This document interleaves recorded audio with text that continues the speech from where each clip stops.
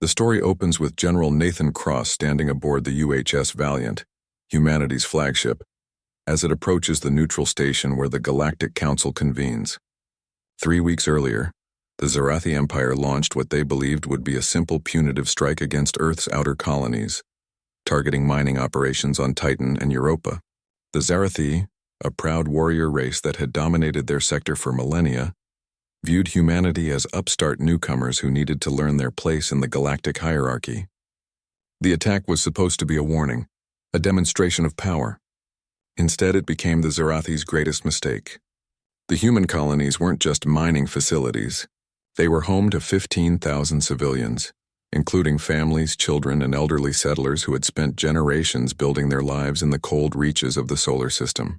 Lieutenant Commander Adrian Hayes receives the distress signal first. The communications array on the Valiant picks up fragmented messages, panicked voices, and then silence.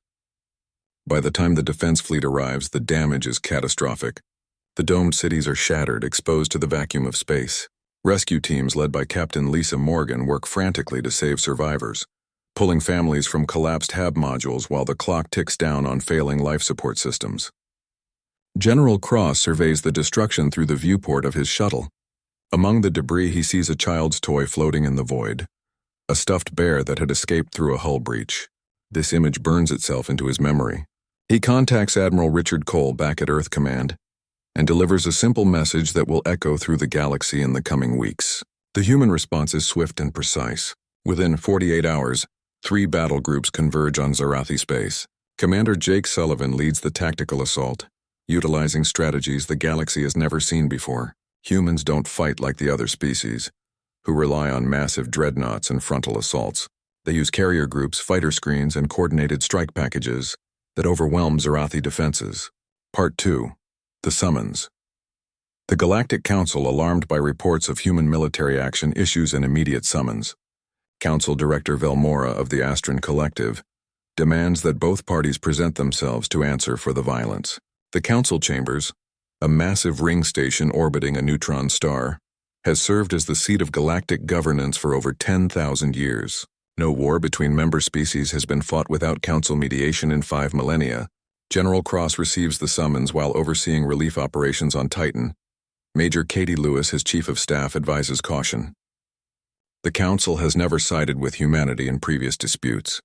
They view humans as aggressive, unpredictable, and dangerously emotional. Colonel Peter Grant, the Valiant's executive officer, suggests sending diplomats instead. Cross refuses. This matter requires a soldier's presence, not a politician's words. The journey to the Council station takes 6 days at maximum slip space velocity. During this time, Cross meets with his senior staff to prepare his statement. Commander Helen Price, the fleet's intelligence officer, briefs him on Council protocols and the political landscape. The Council consists of 17 member species, each with different agendas and alliances.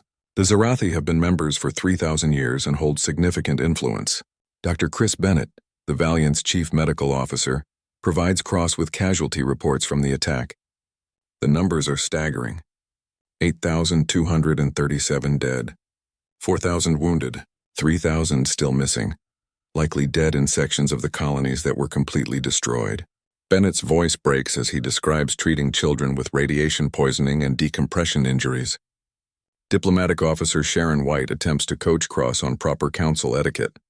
He must bow to the High Council members, speak only when recognized, and avoid any aggressive posturing. Cross listens politely but makes no promises. He knows what he needs to say, and no amount of diplomatic training will change his message. Part 3. The Council Chambers. The UHS Valiant arrives at the Council station, dwarfed by the massive constructs of elder species. The Astron motherships resemble floating cities. The Krell bioships pulse with organic energy. The Zarathi war pyramids bristle with weapons that could crack planets. The human vessel, sleek and angular, seems almost fragile by comparison. General Cross disembarks with a small security detail led by Captain Nicole Ford. The Council station's interior is breathtaking, with impossible architecture that defies human understanding of physics. Gravity shifts and changes as they walk through corridors that seem to fold in on themselves. Lieutenant Sam Cooper, Cross's aide, struggles with the disorienting environment, but the general moves with determined focus. They enter the grand chamber, a spherical room where the council members float in individual gravity fields. High Chancellor Mordrin of the Krell presides over the session, his crystalline form refracting light in hypnotic patterns. Council Director Velmora floats to his right, her 4 eyes tracking the humans with barely concealed disdain. The Zarathi delegation arrives in full military regalia. War Commander Thrakis stands nearly 9 feet tall, his scaled hide decorated with honor scars from 100 battles. His posture radiates confidence. To him, this is a formality. The Council has always favored strength, and the Zarathi represent the military might that keeps the younger species in line. Chancellor Mordrin opens the session with the traditional invocation of peace. He calls upon both parties to present their grievances in accordance with ancient protocols. The Zarathi speak first, as is their right as senior council members. Thrakis' statement is brief and dismissive. The human colonies were warned multiple times about unauthorized expansion into disputed territories. The strike was a measured response to human aggression. Part 4. The Declaration General Cross steps forward when invited to respond. The chamber falls silent. Many council members have never seen a human in person before. They note his calm demeanor, the precise way he moves, the hardness in his eyes that speaks of experience beyond his years. He begins not with excuses or justifications, but with a question. He asks the council members if they have families, children, parents, loved ones they would die to protect. The question surprises them. This is not how disputes are typically argued before the council. Cross then presents evidence compiled by Commander Helen Price. Holographic displays fill the chamber with images from the attack. Not tactical readouts or strategic maps, but personal recordings. Security footage shows families running through corridors as explosions tear through the habitat domes. A mother shields her children with her body as structural beams collapse. An elderly man dies trying to seal a hull breach with his bare hands to save his neighbors. Major Katie Lewis provides testimony via recorded message, describing the rescue operations. She speaks of finding a classroom full of children who had suffocated when their section lost atmosphere. Their teacher had died trying to distribute the emergency oxygen masks, ensuring each student got one before the supply ran out. There were not enough masks for everyone. The council members shift uncomfortably. This is not the clinical presentation of facts they are accustomed to. This is raw, emotional, and deeply disturbing. Several species in the council have evolved past such base sentimentality, or so they claim. Then Cross speaks the words that will define humanity's place in the galaxy forever. His voice is steady, not raised in anger but firm with absolute conviction. He states simply and clearly that the Zarathi did not attack a military installation or a strategic target. They attacked homes. They killed families. They murdered children in their schools and elders in their rest facilities. He looks directly at War Commander Thrakis and delivers the statement that stuns the council into silence. The humans had not initiated conflict. They had not expanded into disputed space. They had been living peacefully on worlds they had terraformed with their own hands, in systems they had charted and settled over generations, and the Zarathi had attacked their home. Part 5. The Aftermath. The council chamber erupts in chaos. Multiple species attempt to speak at once. The Zarathi delegation demands that Cross be removed for his disrespectful tone. Chancellor Mordrin calls for order, his crystalline form pulsing with agitated energy. But something has changed in the room. Council member Thoria of the Gentle Winds, a species known for their pacifism, requests permission to speak. She states that in 10,000 years of council history, no member species has ever presented such evidence of civilian casualties. The protocols have always focused on military actions, territorial disputes, and resource conflicts. No one has ever forced the council to confront the personal cost of war. The Krell representative, despite his species' reputation for cold logic, admits that the human presentation has revealed a flaw in council procedures. If wars are to be judged, then all consequences must be weighed, not merely the strategic outcomes. War Commander Thrakis attempts to argue that civilian casualties are an unfortunate but expected result of military action. This statement proves to be his final mistake. General Cross responds with a question that cuts through millennia of council tradition.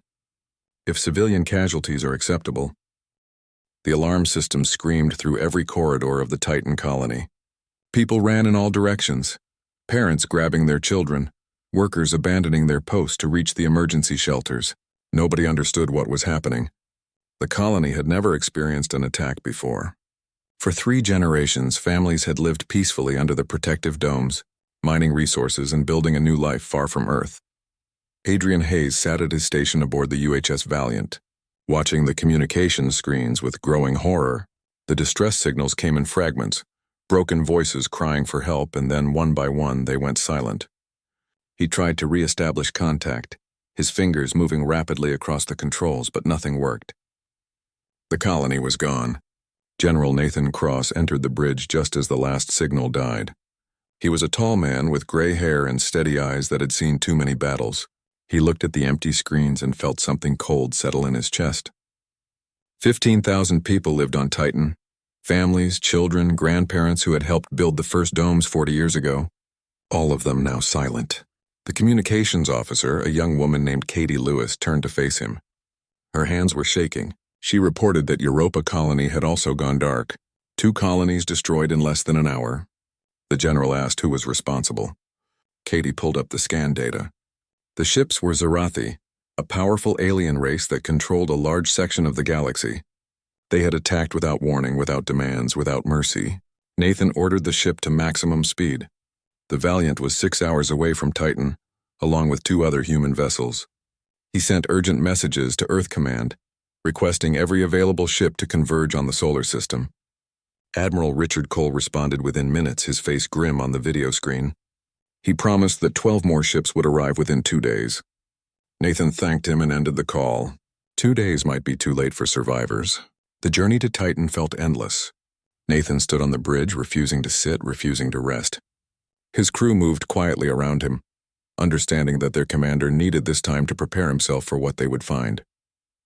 Katie brought him reports every hour, but there was nothing new to report. Just silence from both colonies. When the Valiant finally arrived, the scene before them was worse than anyone had imagined. The beautiful domes that had protected the colony were shattered. Huge sections of the habitat floated in space, torn apart by weapons fire. Bodies drifted among the debris, frozen in the cold vacuum. Nathan saw a child's toy, a small stuffed bear, tumbling slowly past the viewport. He turned away. Captain Lisa Morgan led the rescue teams. She was experienced in emergency operations, having served in the Rescue Corps for 15 years. Her teams moved quickly through the wreckage, scanning for life signs. They found survivors in the deepest shelters, people who had reached safety before the atmosphere was vented into space. But the numbers were terrible. Out of 15,000 people, only 3,000 had survived on Titan. Europa was even worse. Only 800 survivors from a population of 12,000.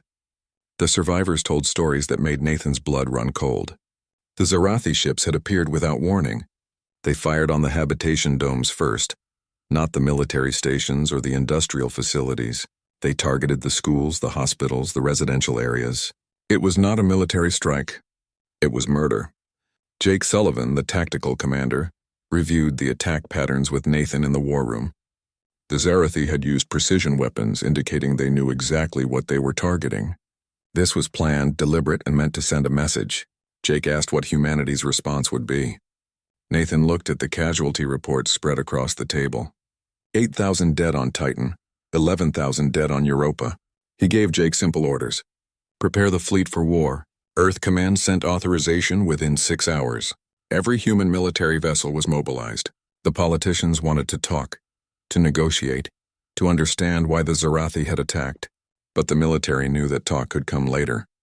Right now they needed to respond with strength, or humanity would be seen as weak prey in a dangerous galaxy. Nathan divided his forces into 3 battle groups. He would lead one personally. Admiral Cole would command the second from Earth. Commander Helen Price, the intelligence officer, would coordinate the 3rd group. Their target was the Zarathi military station in the border region, the base from which the attack had been launched. The human fleet moved fast. Zarathi scouts detected them 2 days out and sent warnings back to their commanders. The Zarathi were not worried. They had superior numbers, larger ships, and thousands of years of military experience.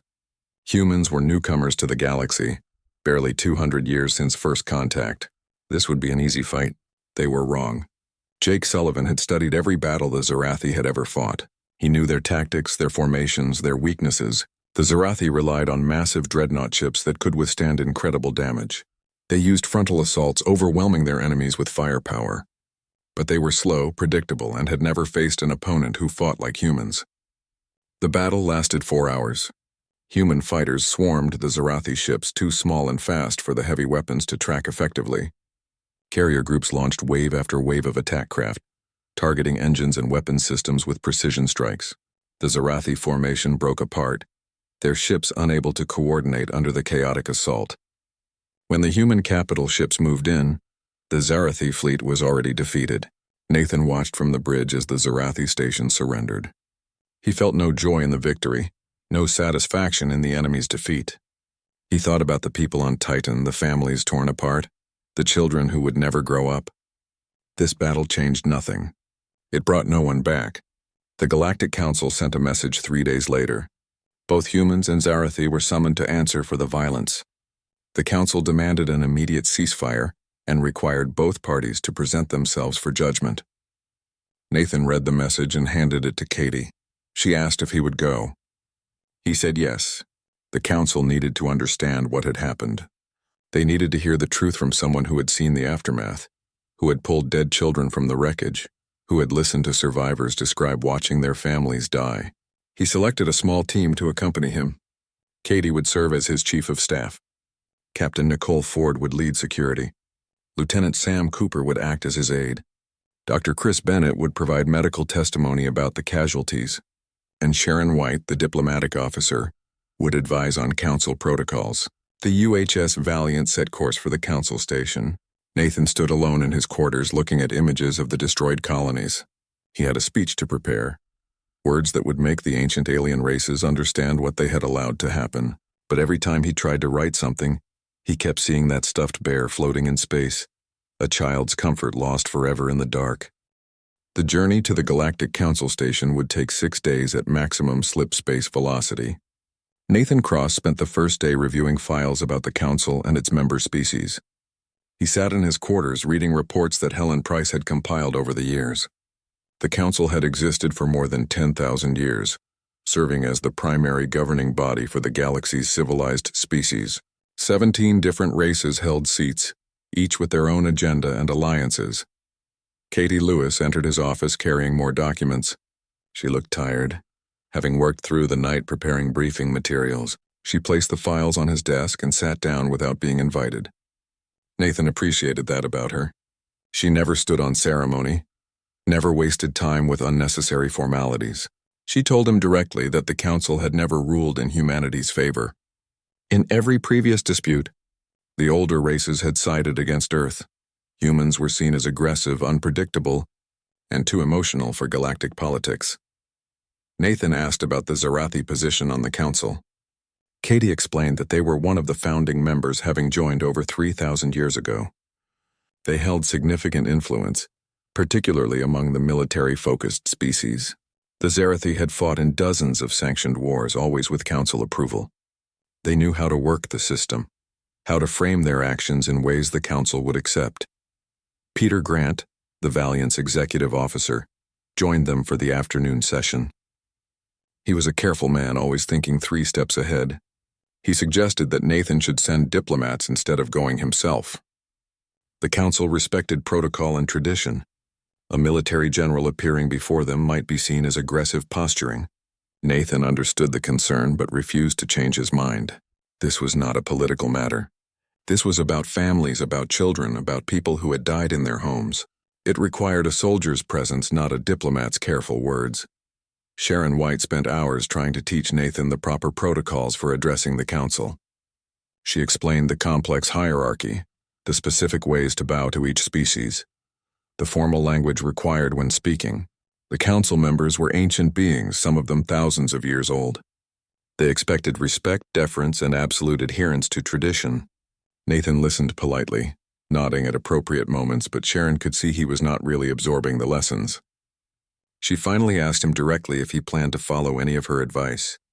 He smiled slightly and said he would try. Dr. Chris Bennett brought the casualty reports to Nathan's quarters on the 3rd day. The doctor was usually calm and professional, but his hands shook as he handed over the files. He had personally treated hundreds of survivors, many of them children. He described injuries that would haunt him forever, burns from radiation exposure, lung damage from vacuum exposure, psychological trauma from watching parents die. One little girl had not spoken since being rescued. She just stared at nothing, her mind broken by what she had witnessed. Nathan asked Chris to prepare testimony for the council. He wanted the alien races to hear from a doctor, someone who could describe the medical reality of the attack. Chris agreed, though he admitted he was not sure he could maintain his composure while speaking. Nathan told him that emotion was acceptable. The council needed to see that humans were not just angry, they were grieving. Helen Price conducted daily intelligence briefings.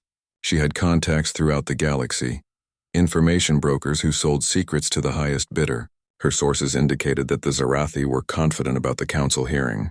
They had already secured support from 6 other species, enough to block any major sanctions.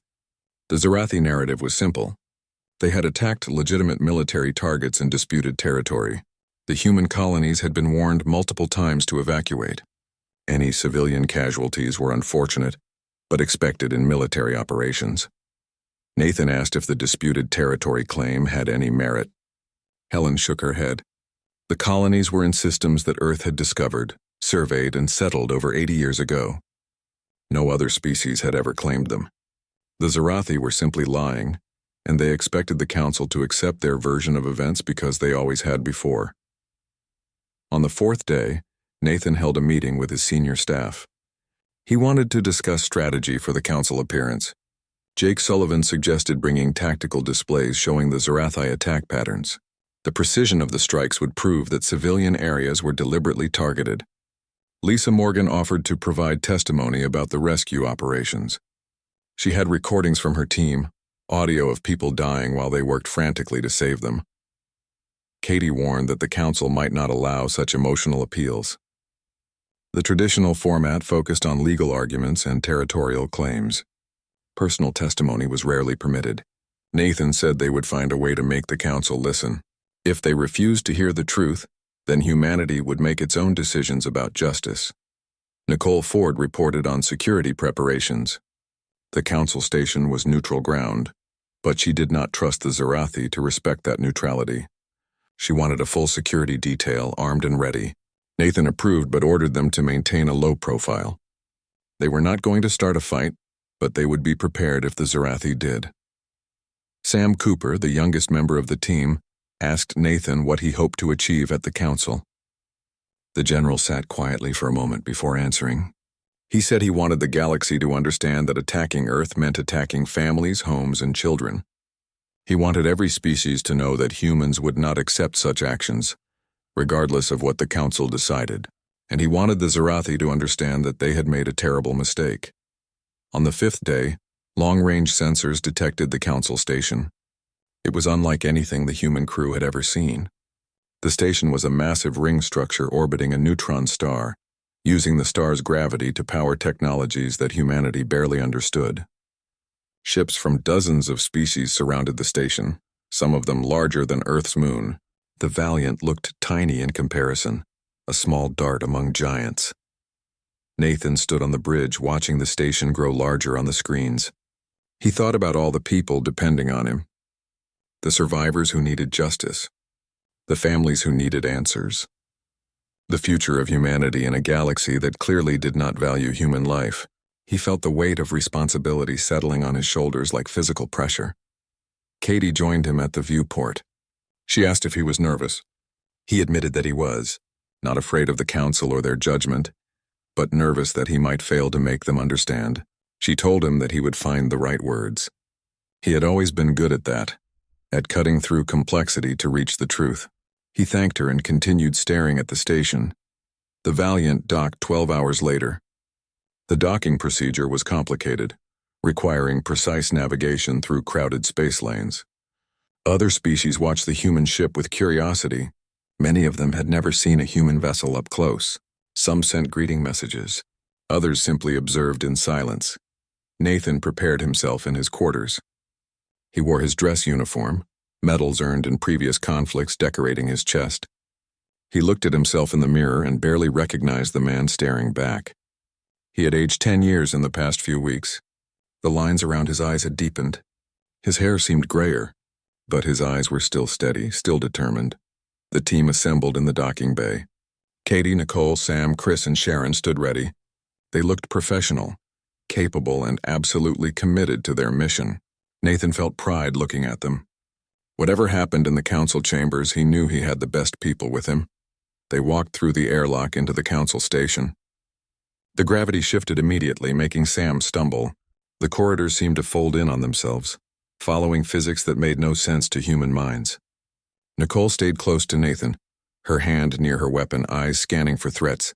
A council attendant met them, a floating orb that communicated through light patterns. Sharon translated, explaining that they were being escorted to the guest quarters. The hearing would begin the next day. Nathan thanked the attendant through Sharon and followed the glowing sphere deeper into the station. The guest quarters were comfortable but strange. The furniture adjusted to their body shapes. The walls showed images of distant nebulae. The air smelled of flowers that did not exist on Earth. Nathan dismissed his team to rest, keeping only Katie with him. They needed to finalize his opening statement. They worked through the night, writing and rewriting. Every word mattered. Every sentence needed to carry weight. As dawn approached, Nathan finally had something he was satisfied with. It was not elegant or diplomatic. It was simple, direct, and absolutely true. Katie read it and nodded. It would work. The question hung in the air like a blade ready to fall. Nathan watched the council members process what he had asked. He could see the trap forming in their minds. If they said yes, they would legitimize total war against civilian populations. Every species in the chamber had colonies, families, children living on distant worlds. Approving such tactics would put all of them at risk. But if they said no, they would have to admit that the Zarathi attack was a war crime by their own standards. Chancellor Mordrin's crystalline form pulsed with rapid light patterns, a sign of agitation in his species. He consulted with Velmora in a language the translation devices could not render. Other council members began speaking among themselves, their voices rising in volume and urgency. The orderly chamber descended into chaos. Thracius tried to speak, to defend his position, but his words were lost in the noise. He looked around at his fellow council members, perhaps for the first time uncertain. The confident smile was gone, replaced by something that might have been concern. He had expected this hearing to be a formality, a simple confirmation of Zarathi rights. Instead, the humans had turned it into a trial. Katie touched Nathan's arm gently. She whispered that they should move back to the observation area. Nathan nodded and walked calmly out of the central speaking zone. His team gathered around him, forming a protective circle. Nicole kept her hand near her weapon, watching the Zarathi delegation carefully. The warriors looked angry, their muscles tense, ready for violence. Sam brought water for Nathan. The general drank slowly, his eyes never leaving the council members. He had done what he came to do. He had shown them the truth, forced them to see the human cost of their policies. Whether they would act on that truth remained to be seen. Council member Thoria of the Gentle Winds requested permission to speak. Her voice was soft, barely audible over the commotion, but something about it commanded attention. The chamber gradually quieted. Mordrin acknowledged her, granting permission. Thoria spoke about the council's history. In 10,000 years of governing the galaxy, they had judged hundreds of military conflicts. They had established protocols, created laws, and maintained order. But those protocols had always focused on strategic matters. Territorial disputes, resource conflicts, military objectives. No one had ever presented evidence like what the humans had shown today. No one had ever forced the council to confront the personal cost of war. She continued, her words gentle but penetrating. The council had become comfortable with abstractions. They spoke of acceptable casualties, collateral damage, and military necessity. These were clean words that hid ugly truths. The humans had stripped away those comfortable lies and shown what really happened when colonies were attacked. Children died. Families were destroyed. Entire communities were erased from existence. Thoria stated that she could not support the Zarathi position. Not after seeing those recordings.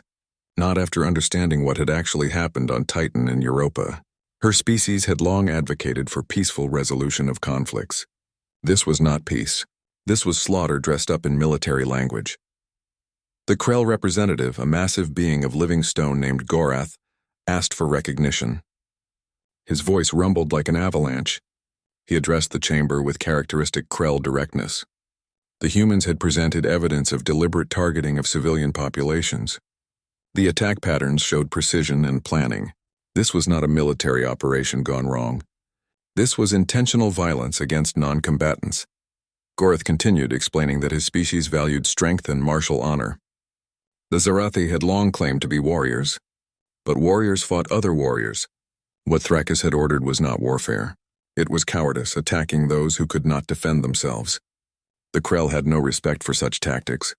Velmora tried to regain control of the session. She reminded the chamber of proper protocols. Personal feelings were not relevant to legal determinations. The council needed to focus on territorial claims and established precedents. The humans had violated multiple procedural rules by presenting emotional appeals instead of legal arguments. Nathan asked for permission to respond. Mordrin, looking tired despite his alien nature, granted it. Nathan moved back to the central area. He addressed Velmora directly, his voice calm but firm. He stated that he understood the council valued protocols and procedures. Those systems had served the galaxy well for millennia. But protocols created to judge territorial disputes between military powers could not adequately address what had happened to Earth's colonies. The Zarathi had not fought a war. They had committed murder on a massive scale. No procedural rule could make that acceptable. He continued, explaining that humanity had come before the council in good faith. They had presented evidence, followed the required formats, and respected the council's authority. But if the council chose to ignore that evidence, to hide behind procedures rather than confront the truth, then humanity would draw its own conclusions about galactic justice. The chamber fell silent again. Nathan had just threatened the council, subtly but unmistakably. He was saying that humans would not accept an unjust ruling. Katie tensed beside him, knowing that such direct challenges were unprecedented. Species did not threaten the Galactic Council and survive, but Mordrin did not react with anger. Instead, he seemed to consider Nathan's words carefully. After a long moment, he announced that the council would recess for deliberation. The session would resume in 3 days. Both delegations were to remain at the station and avoid any contact with each other during the recess. Nathan bowed, following at least some of Sharon's protocol training, and left the chamber with his team. They walked in silence back to their quarters, each lost in their own thoughts. The corridors seemed longer than before, the alien architecture more oppressive. Once inside the secure quarters, Nicole swept the rooms for listening devices. She found 3 and disabled them with casual expertise. Only then did the team relax slightly. Katie collapsed into a chair, exhausted from the tension. Sam began reviewing recordings of the session, analyzing every moment. Chris sat quietly, still disturbed by the images they had shown. Sharon was angry. She told Nathan that he had violated every diplomatic principle, ignored all her advice, and probably ensured that the council would rule against them out of spite. Nathan listened to her rant without interrupting. When she finished, he simply asked if she thought he was wrong about the Zarathi actions. She admitted that no, the Zarathi were clearly guilty of atrocities. Then he asked if diplomatic language would have made the council understand that. She had no answer. The next 3 days were difficult. The team remained confined to their quarters, waiting for the council's decision. Helen sent regular intelligence updates from the Valiant. Her sources reported intense debates among the council members. The vote was not certain. Some species supported the Zarathi out of tradition and alliance. Others were genuinely troubled by the human evidence. Nathan spent hours reviewing the recordings of the session, studying every council member's reaction. He noticed that several had looked away during the worst footage. That was significant. It meant they had felt something, some emotional response to the suffering they witnessed. That was humanity's only hope. On the second day, an unofficial message arrived from Thoria. It was brief and carried no legal weight, but it offered encouragement. She wrote that her delegation was working to build support for a fair ruling. Many council members were reconsidering long-held assumptions about warfare and civilian protection. The humans had started an important conversation regardless of the final verdict. Katie asked Nathan what he thought would happen. He admitted he did not know. The council could rule any number of ways. They might side with the Zarathi completely, might split the difference with minor sanctions against both parties, or might actually hold the Zarathi accountable. The uncertainty was frustrating, but Nathan knew they had done everything possible. Nicole reported increased military activity around the station. Several species were moving their fleets into defensive positions. The galaxy was holding its breath, waiting to see how humanity would react to the verdict. If the Council ruled against Earth, would the humans accept it peacefully or respond with force? Nicole asked Nathan what their contingency plans were. Nathan told her truthfully that he had no orders to start a war. But he also had no intention of accepting a ruling that legitimized the murder of human civilians. If the Council failed to deliver justice, humanity would find its own path forward. That might mean leaving the Council's authority, operating independently in the galaxy. It was a dangerous choice, but some principles were worth the risk. On the morning of the third day, the summons came. The Council was ready to deliver its verdict. Nathan dressed carefully in his uniform, making sure every detail was perfect. His team assembled, professional and ready for whatever came next. They walked together back to the Council chamber, each step heavy with anticipation. The chamber was arranged differently than before. The Council members floated in their positions, but additional observers now filled the outer rings. Representatives from dozens of species had come to witness the verdict. The gallery was silent, all eyes focused on the central area where Chancellor Mordrin's voice filled the chamber with ceremonial gravity. He spoke of the Council's sacred duty to maintain peace and order throughout the galaxy. He referenced ancient precedents and thousands of years of judicial wisdom. Nathan listened patiently, understanding that this formal language was necessary for the Council to maintain its dignity. But he wanted them to reach the verdict, to finally answer whether justice existed in this galaxy or not. The Chancellor reviewed the evidence presented by both sides. He acknowledged the Zarathe claim of territorial rights and their assertion that appropriate warnings had been issued. Then he addressed the human evidence, the recordings that had shown the reality of the attack. Mordrin stated that the Council had reviewed all materials extensively, consulting historical records and legal experts from multiple species. Finally, he reached the decision. The Council had voted, and the result was clear though not unanimous. By a count of 12-5, the Galactic Council found that the Zarathe attack on human colonies constituted an act of unjustified aggression against a civilian population. The territorial claims were invalid, filed after human settlement was established and never properly communicated through official channels. The attack itself violated fundamental principles of proportional response and distinction between military and civilian targets. Nathan felt something release in his chest. They had won. The Council had actually listened, had actually delivered justice. He glanced at Katie, who had tears in her eyes. Even Nicole, usually stoic and professional, allowed herself a small smile. But Mordrin was not finished. The ruling came with specific requirements. First, the Zarathe Empire must pay reparations to the families affected by the attack. The amount would be calculated by Council accountants but would be substantial enough to rebuild the colonies and compensate for the loss of life. Second, the Zarathe must cede all territorial claims to the affected systems, recognizing permanent human sovereignty. Third, and most significantly, the Zarathe must issue a formal apology to humanity before the entire Council. Thrakis stood frozen in his gravity field. His confident posture had collapsed into barely controlled rage. The scales on his hide shifted color, darkening to almost black. His officers behind him looked equally stunned.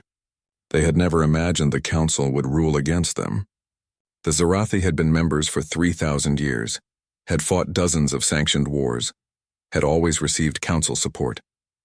This verdict was impossible in their understanding of galactic politics. Mordrin continued, addressing both delegations. He stated that the Council expected full compliance with these requirements within 30 days. Failure to comply would result in economic sanctions and possible military intervention by Council forces. He emphasized that this ruling represented a new standard for galactic warfare.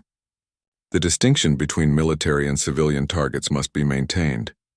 The age of treating entire populations as acceptable casualties was ending. Several Council members added their own statements supporting the decision. Thoria spoke eloquently about the need for the galaxy to evolve beyond barbarism. Gorath declared that the Krell would enforce the ruling personally if the Zarathe resisted. Even some species that had voted against the humans acknowledged that the evidence had been compelling and the verdict fair. Velmora, who had voted with the minority against the ruling, stated for the record that she respected the council's decision, but worried about the precedent. Opening council proceedings to emotional appeals could undermine the logical frameworks that had maintained order for millennia. However, she acknowledged that ignoring civilian suffering was no longer acceptable in civilized society. Chancellor Mordrin asked if both delegations understood and accepted the ruling. Nathan stepped forward and stated clearly that humanity accepted the verdict with gratitude. The council had delivered justice, and Earth would remember this day. He thanked the council members for their wisdom and courage in making a difficult decision. All eyes turned to Thrakis. The war commander stood silent for a long moment. His body language radiated fury and humiliation. Finally, he spoke, his voice harsh and bitter. He refused. He would not apologize to a species he considered inferior. He would not accept responsibility for actions he believed were militarily justified. He would rather die than bow before humans. The chamber erupted in shocked voices. No one had ever directly defied a council ruling in the chamber itself. It was unprecedented, possibly treasonous under galactic law. Mordrin demanded that Thrakis reconsider. Belmora warned that refusal would lead to immediate sanctions. Other council members added their own threats and warnings, but Thrakis would not yield. He declared that the council had been corrupted by human manipulation, swayed by emotional appeals rather than logic and law. The Zarathi Empire would not comply with this unjust verdict. He turned to leave the chamber, his officers following behind him. Nathan remained calm, almost as if he had expected this response. He asked Chancellor Mordrin for permission to speak. The Chancellor, still processing Thrakis' defiance, granted it with a distracted gesture. Nathan stated that humanity would accept the verdict without the apology. They did not want Zarathi words forced under threat. Words without understanding were meaningless. However, humanity did expect the Zarathi to understand the consequences of their actions, and if words would not teach that lesson, then perhaps demonstration would. He explained that the human fleet, which had been waiting at the edge of the system, was now moving into position around the Zarathi homeworld. Not to attack, but to demonstrate capability. He had authorized Admiral Richard Cole to show the Zarathi exactly what humanity could do, if they chose to respond as the Zarathi had responded to them. The council chamber fell silent. This was a dangerous game Nathan was playing. He was threatening a council member species in front of the entire assembly. But he was also carefully staying within the bounds of the verdict. The council had ruled that the Zarathi attack was unjustified. By implication, a human response would be justified. He was using the council's own ruling as authorization for his actions. Mordrin asked what Nathan intended. The general replied simply that he intended to give the Zarathi the same choice they had given Earth's colonists. Evacuate or face attack. Of course, unlike the Zarathi, humanity would actually issue clear warnings and allow time for civilian evacuation. But the threat would be real and undeniable. Katie pulled up tactical displays showing the human fleet's position. 12 capital ships surrounded the Zarathi homeworld well within strike range. Fighter squadrons were deployed in attack formations. Weapons were powered but not locked on targets. The message was clear without a shot being fired. Thrakis stopped at the chamber entrance. He slowly turned back, his expression unreadable. He looked at the tactical displays, at the human ships surrounding his home. For the first time, Nathan saw something like fear in the alien warrior's eyes. The Zarathi had always been the predators, the strong who dominated the weak. Now they were experiencing what it felt like to be prey. A communication arrived from Zarathi High Command. They had detected the human fleet and were demanding explanations. Thrakis received the message through his communication device. He read it, his body language shifting from defiance to uncertainty. His government was ordering him to comply with the council ruling. They would not risk their homeworld for his pride. Thrakis stood silently for several minutes. The entire chamber waited. Finally, in a voice barely above a whisper, he accepted the council's ruling. He would arrange for reparations and territory transfer, and he would issue the required apology, though every word would pain him. Nathan gave a small nod and ordered Admiral Cole to withdraw the fleet to defensive positions. The immediate threat was over. He had gotten what he needed without firing a shot. The Zarathi would comply, and more importantly, they would remember this day. They would remember that humans could be pushed, but only so far. They would remember that attacking Earth meant consequences. Chancellor Mordrin formally closed the session, declaring the matter resolved. Both delegations were dismissed.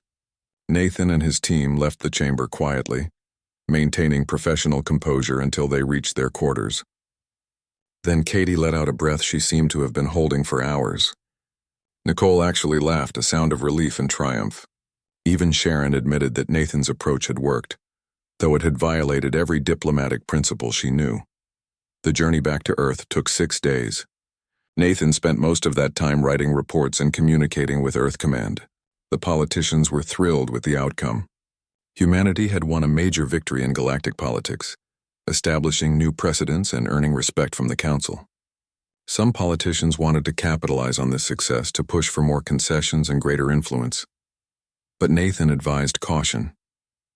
The galaxy had learned that humans would fight for their families and homes. That was important. But they should not learn that humans were aggressive conquerors seeking dominance. Earth needed allies, not enemies. The victory should be treated as defensive justice, not the beginning of an expansion campaign. When the Valiant finally entered Earth orbit, Nathan stood on the bridge one last time. He looked down at the blue planet, at the home that